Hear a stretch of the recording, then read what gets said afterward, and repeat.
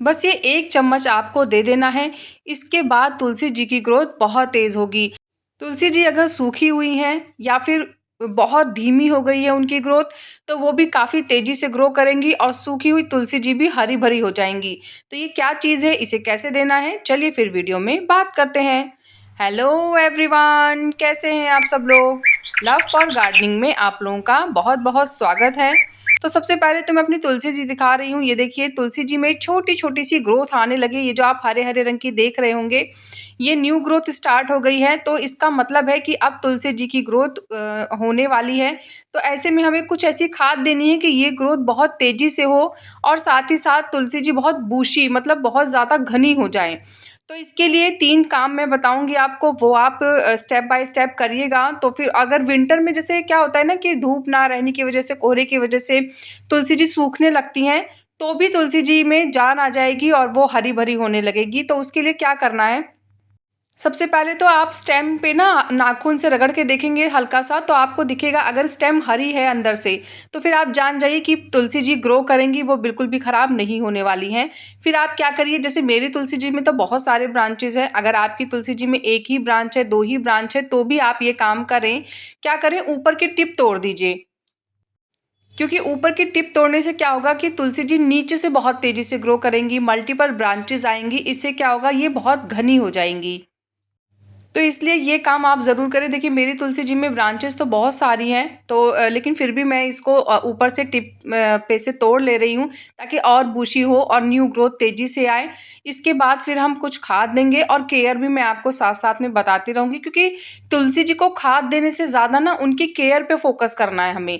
हमें ये नहीं सोचना कि हम खूब सारी खाद दें, हमें ये सोचना है कि हम कैसे उनकी केयर करें कि वो हरी-भरी बनी रहें, उनमें कोई प्रॉब्लम ना आए। सेकंड स्टेप क्या करना है, अभी हमें तुलसी जी की मिट्टी की गुड़ाई करनी है और गुड़ाई करने के बाद हम उन्हें कुछ खाद देंगे। तो सबसे पहले ऊपर मिट्टी के ऊपर जितने भी सूखे पत्ते रहते हैं या इस तरीके की कोई भी चीज़ जो आपको लग रही है, उसको रिमूव कर दें। मिट्टी के सरफेस पे, ऊपर के एरिया पे कभी भी कुछ लीव्स वगैरह या इस तरीके की चीज़ें पड़ी हुई रहती हैं ना, तो क्या होता है, जब हम पानी देते रहते हैं, तो वो पत्ते या वो कण सूखते नहीं हैं और क्या होता है, धीरे-धीरे उसमें फंगस लगनी शुरू हो जाती है। ऐसे में मिट्टी की जड़ों में अगर फंगस एक बार पहुंच जाएगी तो फिर प्रॉब्लम आ सकती है प्लांट्स में। तो इसलिए ऊपर की लेयर की साफ सफाई करते रहें और उसके बाद मिट्टी की हल्की सी गुड़ाई कर लें। गुड़ाई करने के बाद अब मैं आपको यहाँ पे 3 खाद बताऊंगी, वो तीनों आप प्लांट को एक बार दे दीजिए। क्या होता है ना कि तुलसी जी को बहुत ज़्यादा खाद की ज़रूरत नहीं पड़ती है, लेकिन क्योंकि अभी वो डोरमेंसी से बाहर आई हैं, ऐसे में कुछ खाद देनी बहुत ज़रूरी है, ताकि फिर पूरा गर्मी उनकी ग्रोथ पे कोई प्रॉब्लम ना आए और काफ़ी अच्छे से ग्रो करती रही। मिट्टी बहुत भुरभुरी होनी चाहिए। मैं पर्सनली अपनी तुलसी जी को ऐसी मिट्टी देती हूँ जिसमें पानी बिल्कुल भी स्टोर ना हो, क्योंकि तुलसी जी को बहुत ज़्यादा पानी नहीं चाहिए होता है। उनको मतलब कम पानी देंगे ना, तो उसमें भी उनकी ग्रोथ बहुत अच्छी होती है। तो आप ऐसा कर सकते हैं कि जब आप देखें कि ऊपर की जो मिट्टी है वो सूख गई है, मतलब उसको आप हाथ से ज़रा-सा निकालेंगे तो अंदर आपको नमी दिखेगी। तो मतलब बस ऊपर की मिट्टी जब आपको सूखी हुई दिखे एकदम अच्छे से, तब फिर आप तुलसी जी को पानी दीजिए। तो ओवर वाटर की प्रॉब्लम कभी भी नहीं आएगी। अब चलिए खाद के बारे में बात कर लेते हैं। तो सबसे पहले मैंने यहाँ पे 1 चम्मच नीम की खली का इस्तेमाल किया है।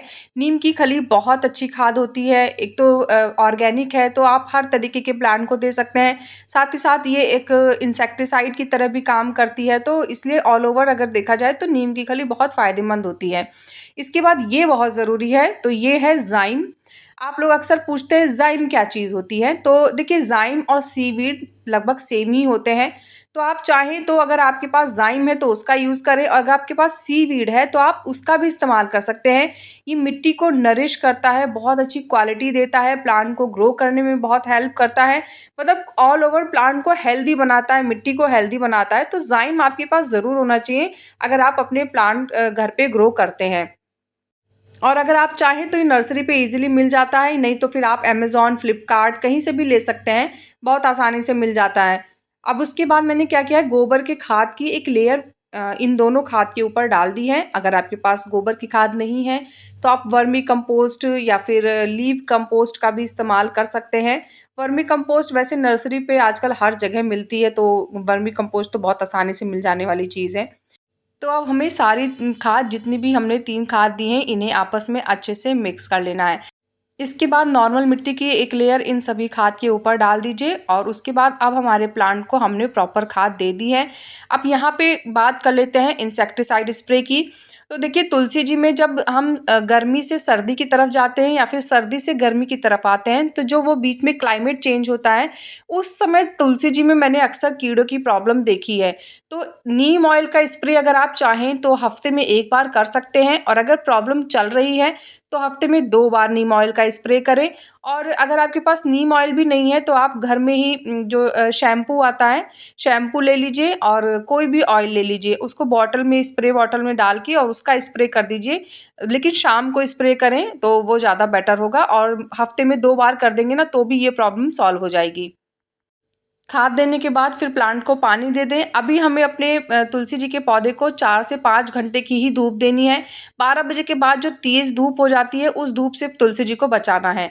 तो तुलसी जी से संबंधित सारी जानकारी बता दी है। इसके बाद भी कोई क्वेश्चन, कन्फ्यूज़न होगा तो आप कमेंट करिएगा। कैसा लगा मेरा आज का ये वीडियो मुझे ज़रूर बताइएगा। अगर आपको वीडियो पसंद आया है तो वीडियो को लाइक करिएगा, चैनल को सब्सक्राइब करिएगा।